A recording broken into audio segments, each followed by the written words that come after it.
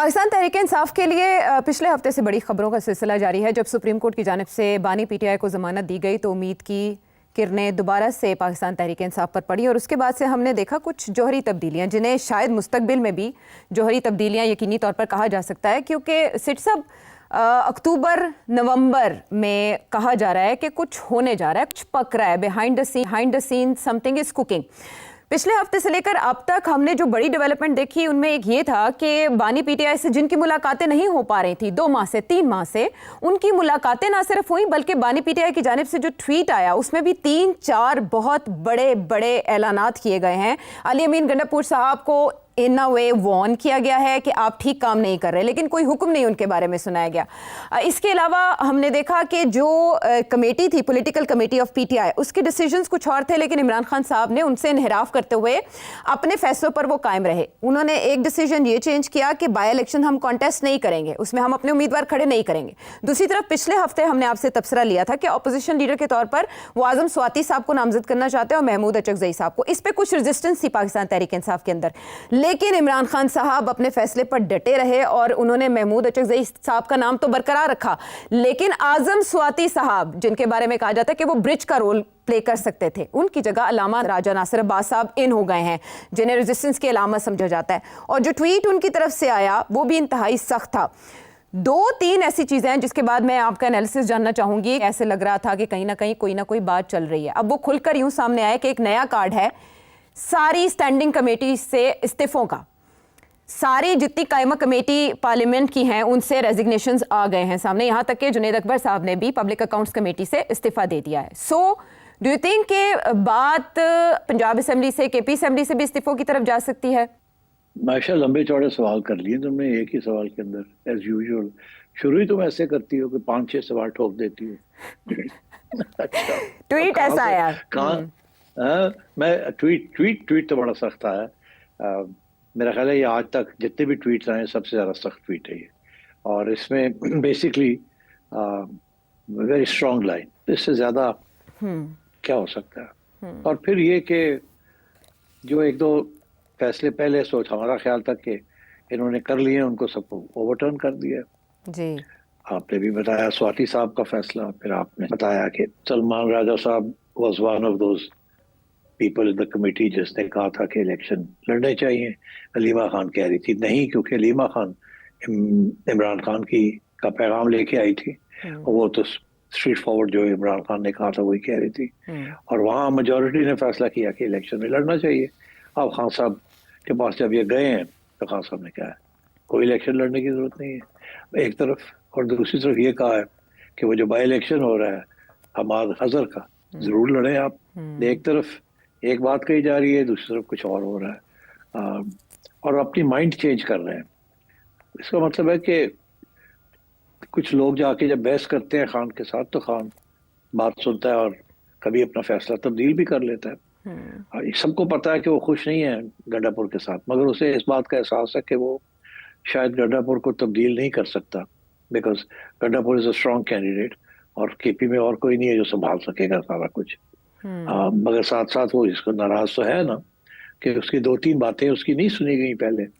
اس نے کہا تھا بجٹ نہیں پاس کرنا میرے پوچھے بغیر، انہوں نے بجٹ پاس کر دیا، ایسے ہی ہے نا۔ اور بھی 2-3 باتیں تھیں تو انہوں نے نہیں بات مانی خان کی۔ آپریشنز کے اوپر بریفنگ دیں، لا اینڈ آرڈر پہ صوبے میں اس پہ بریفنگ دیں، پھر سپریم کورٹ جا کے مجھ سے ملاقات کی اجازت مانگیں، ان چیزوں پہ انہوں نے ناراضی کا اظہار کیا کہ علی امین صاحب نے نہیں کی۔ سو آئی تھنک کہ مسئلے تو ہیں۔ اب سوال یہ ہے کہ اتنی سخت ٹویٹ کیوں کی ہے ایک طرف، اور دوسری طرف یہ ہے کہ کیا گورنمنٹ نے ایک دم کیوں تھوڑی سی فیسلٹی دے دی ہے لوگوں کو ملنے کی، جن کو 3 ماہ سے روکا ہوا تھا۔ علیمہ خان کو نہیں ملنے دیا جا رہا تھا، سلمان راجہ کو نہیں ملنے دیا جا رہا تھا، ان کو ملنے کی اجازت دے دی ہے۔ تو مطلب ہے کہ لگ ایسے ہی رہا ہے کہ خان کے پاس کچھ انفارمیشن ہے، یا اس کا شاید انالیسس ہے، یا میرا خیال ہے انفارمیشن ہی ہے کہ اس وقت ٹف لائن لینی چاہیے گورنمنٹ کے ساتھ اور نرمی نہیں دکھانی چاہیے، اور گورنمنٹ کو تھوڑا سی پریشانی ہے کہ دنیا دیکھ رہی ہے اور شاید ایشو نہ بن جائے عمران خان کی ڈینائل آف ہیومن رائٹس. تو اس لیے تھوڑی سی نرمی دکھا رہی ہے گورنمنٹ. کانگریس کے اندر بھی اور اب یورپین یونین کے اندر بھی ہیومن رائٹس کی بات تو ہو رہی ہے.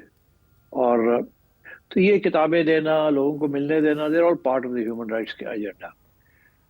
یہ نہیں کہ جہاں رہا کیا جائے, مگر اجازت دے دے ملنے کی لائرس کو اسپیشلی اینڈ فیملی ممبرس کو اسپیشلی. کتابیں ملنی چاہیے اینڈ سو آن. یہ جو سارے آئٹمز ہیں نا, these are all related to human rights. ان کا تعلق سزا کے ساتھ نہیں ہے یا جرم کے ساتھ نہیں ہے. تو میرا خیال ہے کہ سوچا یہی ہے کہ کیا ان نیسیسری تنقید آئے گی یون سے یا امریکہ سے کہ بھئی اس کا تو کچھ کریں, اور وہ نہیں چاہتے کہ عمران خان جو ہے وہ انٹرنیشنلی ہائی لائٹ ہو. تو میرا یہ خیال ہے کہ یہ نرمی اس لیے دکھائی جا رہی ہے کہ تھوڑا سا اگر پریشر باہر سے آ رہا ہے یا آنے والا ہے تو اس کو روکا جائے. کہا جائے کہ ہم تو کوئی ایشو نہیں ہے. عدالتیں دیکھیں نا, انہوں نے بیلیں دے دی ہیں ادھر ہم نے روکا نہیں ہے ان کو. اپنے وکیلوں سے مل رہے ہیں, کیسز چل رہے ہیں, یہ ہو رہا ہے وہ ہو رہا ہے. کچھ لوگ کنوکٹ ہو رہے ہیں, کچھ لوگ نے کچھ چھوڑ دیا جا رہا ہے. تو مطلب ہے کہ آرگیومنٹ اچھی بنتی ہے گورنمنٹ کے پاس کہ کوئی ایسی چیز نہیں ہم کر رہے جو غیر قانونی ہے یا کوئی زیادتی کر رہے ہیں. تو آئی تھنک اس قسم کی گورنمنٹ کی اپروچ ہے, اور خان کو شاید اس بات کا سمجھ آ گئی ہے کہ دس از دا ٹائم ٹو اس کو اچھالا جائے اس چیز کو. تو اس لیے I think he is using this moment, اس موقع کو استعمال کر کے وہ اپنی جو صورت حال ہے, جو کہ اس کے بیٹے بھی وہاں باہر لگے ہوئے ہیں, جمائمہ بھی لگی ہوئی ہے, اور ان کے سارے ساتھی باہر ہیں وہ لگے ہوئے ہیں.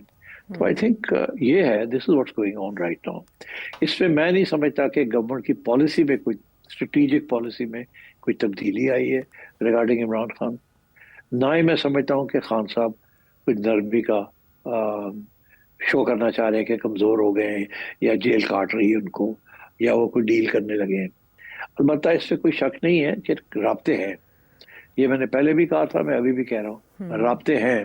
اور رابطے میرا خیال ہے گورنمنٹ کی طرف سے بھی ان کو ضرورت ہے رابطوں کی, تاکہ بات کچھ آگے بڑھ سکے ادھر ادھر. اور ادھر خان کی بھی ضرورت ہے کہ بات ہونی چاہیے, مگر کیسے ہونی چاہیے, کیوں ہونی چاہیے, کس کے ساتھ ہونی چاہیے, نتیجہ کیا نکلے گا, those are all issues for discussion. تو اس قسم کی سچویشن لگ رہی ہے مجھے. لیکن مسلم لیگ نون کا یہ ماننا ہے, ان کے سینئر سیاستدانوں کا یہ ماننا ہے کہ اس طرح کی ٹویٹ اور اس طرح کے لب و لہجے کے بعد عمران خان صاحب 14 سال پورے کر کے ہی جیل سے باہر نکلیں گے. آپ کا انالیسس سیٹھی صاحب اس بارے میں کیا کہتا ہے؟ یہ ملک پاکستان جو ہے نا, اس کے بارے میں آپ کچھ نہیں کہہ سکتے کہ کون جیل میں رہے گا اور کون باہر آ جائے گا. اور تو اس لیے میرا خیال ہے کہ نون لیگ کے پاس تو اور کوئی چارہ نہیں ہے, یہی کہنا ہے. ان کی اپنی حفاظت اور اپنی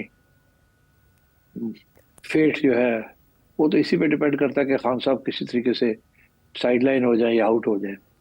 مگر وہ آؤٹ ہونے کا امکان نہیں ہے. جب تک خان ریزسٹنس کر رہا ہے اور جب تک پاکستان کی عوام اس کی ریزسٹنس کو خیر مقدم کر رہی ہے, Khan is going to stay as a problem جس کو حل کرنا پڑے گا.